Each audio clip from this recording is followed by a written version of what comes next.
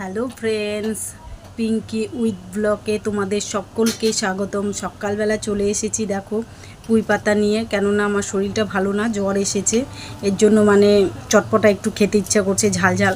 তো পুঁই পাতা নিয়ে আসলাম, পুঁই পাতা দিয়ে বড়া খাবো।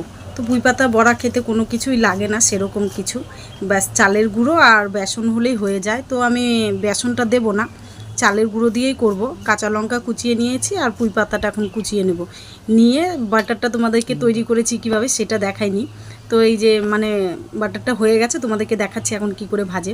বাটারটা করেছি আমি হচ্ছে সেই দিয়ে চালের গুঁড়ো দিয়ে মেখেছি, চালের গুঁড়ো আর হচ্ছে কালো জিরে দিয়েছি, নুন দিয়েছি ভালো করে, ব্যাস আর কিচ্ছু দেইনি।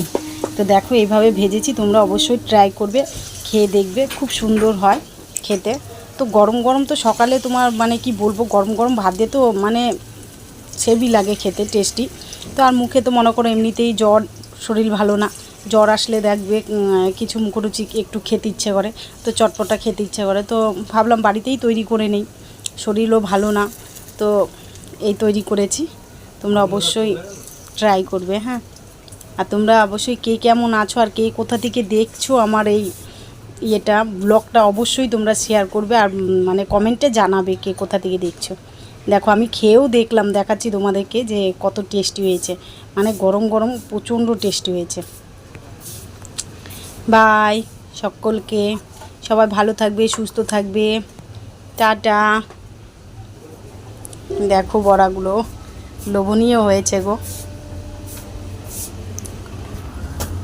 খুব সুন্দর।